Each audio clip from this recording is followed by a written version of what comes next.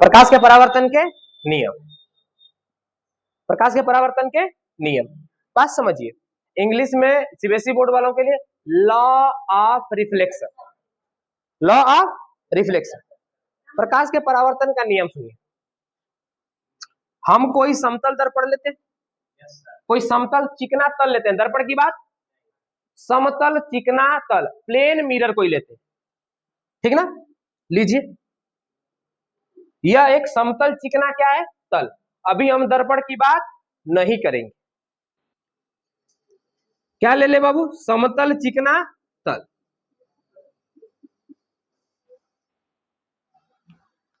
जब प्रकाश किसी माध्यम, जब प्रकाश आता है तो हमने कहा कि टकरा के उसी माध्यम में कहां चला जाता है। यहां पर एक हम ऐसे ही अपने मन से एक चिन्ह खींच देते हैं, अपने मन से 90 डिग्री।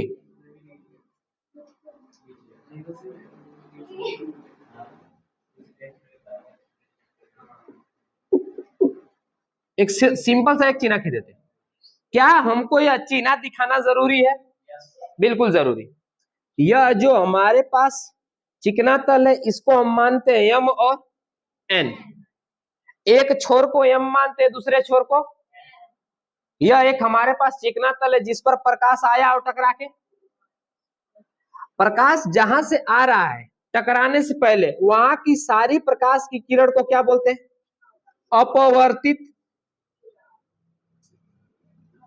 अपवर्तित, आपतित किरण, आपतित, हाँ अंग्रेजी में इंसिडेंस रे, आपतित, आपतित। इसका मतलब हम इस रे को कह सकते हैं आई, स्मॉल आई से दर्शाते हैं। इस रे को किसको किससे दर्शाते हैं, स्मॉल आई। और जब टकराने के बाद दूसरी घटना होगी, प्रकाश के टकराने के बाद कौन सी घटना, दूसरी, जब इस माध्यम से प्रकाश टकराया और टकरा के गया वापस, तो टकरा के जाने के बाद प्रकाश रिफ्लेक्ट हुआ, रिफ्लेक्ट का मतलब क्या हुआ, परावर्तन। चलिए, तो इसको हम लोग कहते हैं परावर्तित,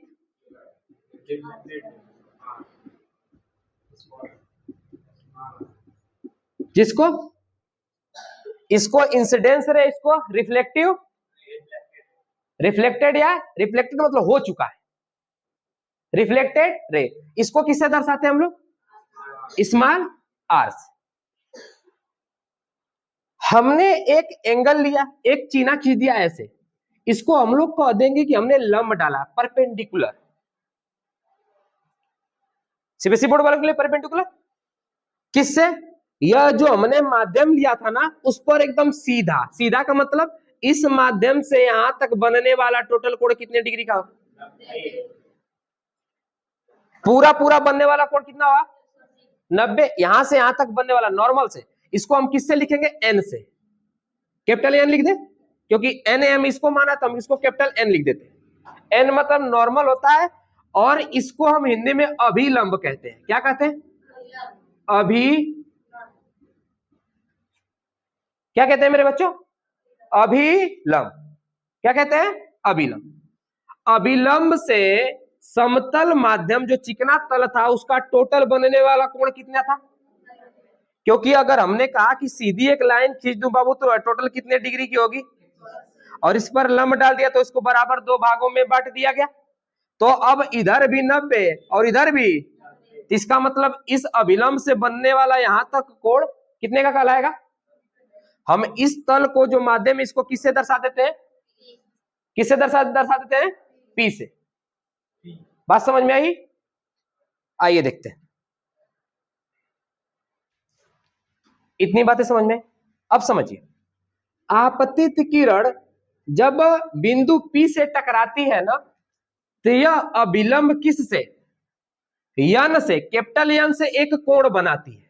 क्या बनाती है, एक कोण।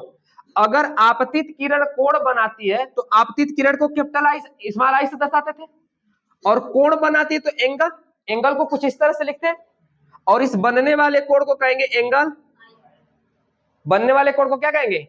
एंगल आई, कोण आई। मतलब क्या है?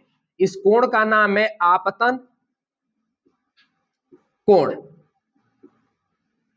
क्या नाम है बाबू? इस कोण का क्या नाम है? आपतन कोण। इस कोण का क्या नाम है? आपतन कोण। ए बेटवा, हम जो लिखत ही वही के ध्यान से देखत हुआ।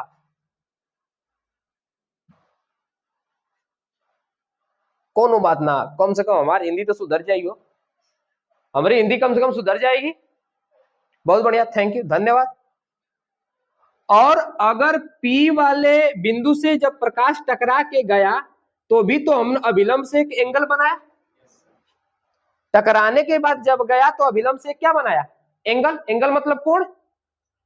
और आपको भी पता है कि परावर्तित किरण को स्मॉल r से दर्शाते थे, तो टकरा के जाने वाले कोण का नाम हो जाएगा परावर्तन कोण। एंगल, रिफ्लेक्टेड एंगल, परावर्तन। एक बुला जा रहे हैं, ठीक। हमने कहा था आप लोगों से, शुरू में ही कहा था, हम हिंदी में बहुते बुलाएंगे, एक आध को छोड़ देंगे, नहीं तो एक्स्ट्रा भी लिख सकते हैं। अच्छा, उल्टा होगा लो, ठीक है, कोनो बात नहीं। अब ठीक हुई। अब तो भगवानों गलत ना करिए कि। चलिए, कोई दिक्कत है यहां तक? प्रकाश की किरण आई। बेटा आपका ध्यान किधर है? सर जी इधर है ना, निकल थी। हाँ, कहा इतनी उदास है जी? वो कोनो खाना ना छिले लगवाओ। हमको देखिए ना। नया जी काहे बात कर रहे हैं बाबू? बकुला से काहे बात कर रहे हैं? हम एक बार समझा दे कि उसको समझाना और हाथी को खजुआना दोनों बराबर है ना। हाथी को खुजलाने पे पता चलेगा ना उसको समझाने पे बुझाएगा। तो हम ये मान के चलते हैं कि हमारे कोचिंग में को टेढ़ा रहेगा। मूस मोटा के लोड़े हो या हाथी घोड़ा थोड़े हो। सोच लो बाबू कि अभी सुमित कह रहा है कि पहले से सुधर गया हूं। सोचो कि पहले कितना बिगड़ा था ये, अभी भी हमारे नजर में बिगड़ा ये, तो पहले कैसा रहा होगा? मंगरैला जैसन करिया लइका कोई कि हम तो ऐसा गोर हो गली, तब वो मंगरैला लगत रही हो, तो सोच ला कि कितना करिया रही, वेस्ट इंडीज से आए रही। बाबू आपका सुधरना समझिए, और सूर्य का पश्चिम से उगना, दोनों बात बराबर है। आइए, दो चीज हमारे पास थी, आइए समझते हैं ना। जब प्रकाश आया तो आने वाली किरण को हम लोग बोलते थे आपतित किरण, अर्थात आई। आई मतलब इंसिडेंस रे। टकराने के बाद जो वापस किरण गई तो कहते थे परावर्तित किरण, अर्थात रिफ्लेक्टेड रे। बात समझ में आई? जब प्रकाश आया तो अभिलंब से, जो हमने चिन्हवा 90 डिग्री पर खींचा था, इससे कोई ना कोई कोण बना रहा था। कोई ना कोई क्या बना रहा था? कोण। बनने वाले कोण को क्या बोलते थे? कोण आई। आते वक्त जब बना रहा था, और टकरा के जाते वक्त जब बनाया तो कहा गया कोण। हिंदी में आपतन कोण। और यह तो था तरीका, यह तो था तरीका। लेकिन अब हमको यह समझ में आना चाहिए कि तरीके के बाद नियम क्या कहता है। आइए, नियम नंबर 1 कहता है कि आते समय जो कोण होगा बनेगा, और टकरा के जाते समय जो कोण बनेगा, दोनों तो अभिलंब से ही बन रहे हैं। यह अभिलंब है और इससे ही आने वाला कोण बन रहा है, प्रकाश के आने वाला, और टकरा के जाने वाला भी इससे ही बन रहा है। तो कहेंगे यहां पे कोण आई बराबर कोण, इसको लिखेंगे कैसे? आपतन कोण बराबर क्या चाहिए बाबू? परावर्तन कोण। आपतन कोण बराबर परावर्तन। नियम नंबर 1 कंप्लीट हो गया। अब समझिए नियम नंबर 2, आपतित किरण, परावर्तित किरण तथा अभिलंब। आपतित किरण, परावर्तित किरण तथा अभिलंब। आपतित किरण, परावर्तित किरण तथा अभिलंब तीनों एक ही तल पर होंगे। तल मतलब कौन? पी बिंदु पर। तल मतलब कौन?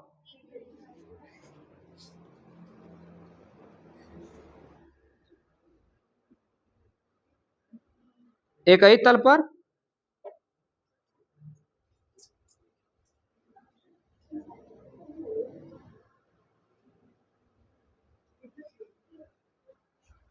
तीनों कितने तल पर होंगे? एक ही तल पर होंगे। बात समझ में आएगा यहां तक? यहां तक कोई दिक्कत है? अब आप लोगों के सामने एक सवाल है। सवाल क्या है? सुमित खड़े हो जाइए, और आदित्य आप भी खड़े हो जाइए, दोनों लोग। हमने आप लोगों से एक बात कही थी ना, खड़े जाइए, दोनों लोग खड़े जाइए। सुमित पीछे हो जाइए थोड़ा सा हमसे। सिर्फ सुमित जवाब देंगे इस सवाल का, कोई तीसरा बोलेगा तो उससे अगला सवाल पूछकर पीटा जाएगा। सुमित बताइए, यदि आपतित किरण परावर्तक तल से 60 डिग्री का कोण बना रही है, यदि आपतित, ध्यान से सुनिएगा, यदि आपतित किरण परावर्तक तल से 60 डिग्री का कोण बना रही है तो परावर्तित किरण अभिलंब से कितनी डिग्री का कोण बनाएगी? नॉर्मल। आप खड़े हो जाइए, आ जाइए, आ जाइए। आप बताइए, आप बताइए, आ जाइए, आ जाइए, आइए, आप ही को बुला रहे हैं, आइए आइए।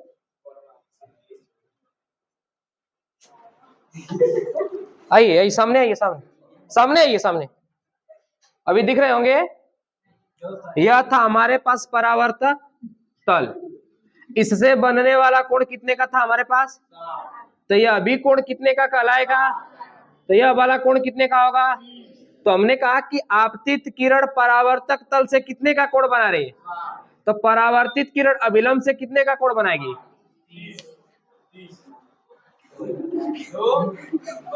आइए, लीजिए, आप ही की गलती है। आइए, दोबारा हम अगर किसी आ जाएंगे तो ज्यादा पीट देंगे। आइए आइए, इधर आइए, लीजिए लीजिए, आइए जाइए। सुमित से अगला सवाल,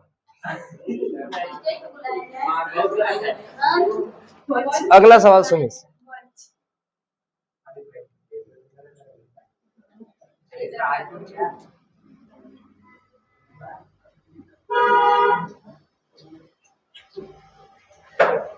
सुमित से अगला सवाल। आप लोगों को समझ में आ रहा है बच्चों सवाल? कोई दिक्कत है? सवाल समझ में आ रहा है? नया बाबू पैर टूटल और हम हाथ तोड़े में पीछे ना खब, हम हाथ तोड़े में पीछे ना खब बेटा, हम बता देते हैं। हमको सब लोग कहते हैं ना कि ऐसा अध्यापक साथ घर दुश्मन के ना मिले। भाई 7 घर छोड़ के आप लोग तो 15 घर हो जाएंगे। मिलना चाहिए, 15 घर को तो मिलना चाहिए, 7 घर ना मिले तो क्या दिक्कत? सुमित हमें बताएंगे, यदि आपतित किरण नॉर्मल से 45 डिग्री का कोण बनाती है, आपतित किरण नॉर्मल से 45 डिग्री का कोण बनाती है, तो परावर्तन के पश्चात नॉर्मल से बनने वाला कोण, ये है सीबीएसई बोर्ड वाले हमारे बच्चे, ये है हमारे सीबीएसई बोर्ड वाले बच्चे। 45 डिग्री, बैठ जाइए, बैठ जाइए, सही है। अगर मैंने नॉर्मल से बात की और पूछा भी किससे? नॉर्मल से। यदि हमने नॉर्मल से बात की मतलब इस अभिलंब से हमने बात की, तो पूछा भी किससे? अभिलंब से। अभिलंब से पूछूंगा तो हमने कहा कि कोण आई बराबर कोण अगर सेम सेम दोनों बात कही गई है तो आने वाली किरण अभिलंब से 60 का कोण बनाती है, तो जाने वाली विकिरण अभिलंब से कितने का कोण बनाएगी? 60 का। सवाल पूछेगा लगा लेंगे, सवाल पूछेगा लगा लेंगे, अगर कोई मुंह जबानी भी पूछ लिया तो काम कर लेंगे। अगला अगर सवाल इसमें बदल भी दिया कि यदि आपतित किरण परावर्तक तल से 60 डिग्री का कोण बना रही, यह है परावर्तक तल, यमयन क्या है? परावर्तक तल। P क्या है? वह बिंदु जिस पर आपतित किरण, परावर्तित किरण तथा अभिलंब मौजूद होते हैं। यह कभी भी एक दूसरे से अलग नहीं हो सकते। हम कभी ऐसा नहीं कर सकते सर जी अभिलंब यहां रख देते हैं, आपतित किरण यहां रख देते हैं और परावर्तित किरण यहां रख देते हैं, ऐसा कभी होगा? तीनों किसके तल पे होंगे? एक ही तल पर होंगे। अब हम एक बात सवाल पूछते हैं अगला सुमित से। अच्छा बच्चा है हमारा, मनमड़ोई करता है लेकिन सवाल का सारा आंसर देता है। तो सुमित बताएंगे आपतित किरण बराबर परावर्तित किरण इज इक्वल टू 0। सुमित हमें बताएंगे, मुझे उम्मीद है कि मेरा लल्ला बता देगा। कोण आई इज इक्वल टू कोण इज इक्वल टू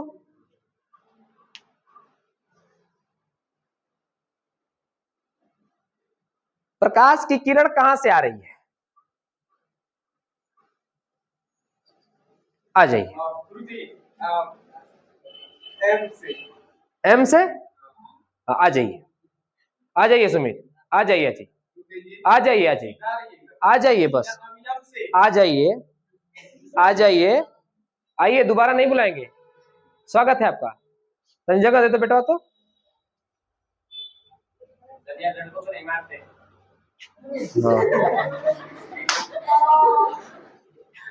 ये है नेताओं वाला काम। दारू प्लस दारू इज इक्वल टू ओट, दारू प्लस दारू इज इक्वल टू वोट। लीजिए, आइए, आइए, आइए, जाओ, जाइए।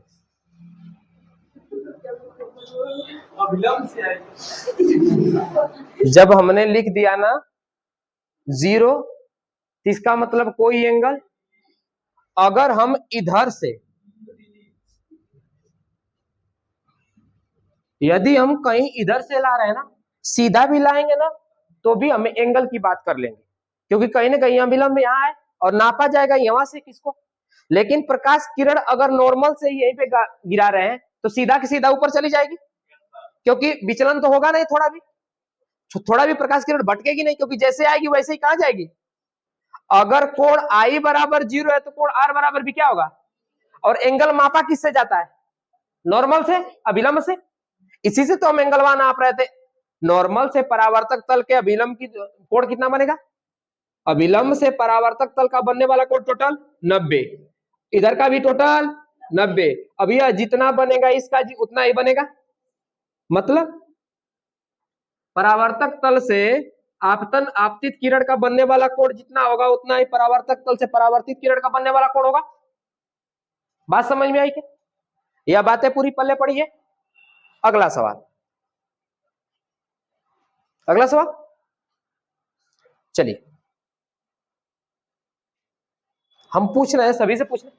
अब तो किसी से पूछ सकते हैं, कोई दिक्कत? बच्चियों से भी पूछ सकते हैं। हमारी बुटकी खड़े हो जाए तो, आकृति खड़े हो जाए। आकृति हमें बताएंगे आपतित किरण का परावर्तक तल से बनने वाला कोण 15 डिग्री है। आपतित किरण का परावर्तक तल से बनने वाला कोण 15 डिग्री है, तो परावर्तित किरण का परावर्तक तल से बनने वाला कोण कितना होगा? लास्ट एंड लास्ट बार, आपतित किरण का परावर्तक तल से बनने वाला कोण 15 डिग्री है, तो परावर्तित किरण का परावर्तक तल से बनने वाला कोण कितना होगा?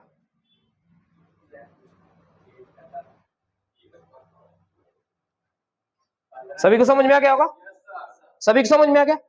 जब हमने इधर परावर्तक तल बोला है तो इधर भी तो परावर्तक तल बोला है, तो अगर यह 15 है तो यह भी। बात समझ में आई क्या?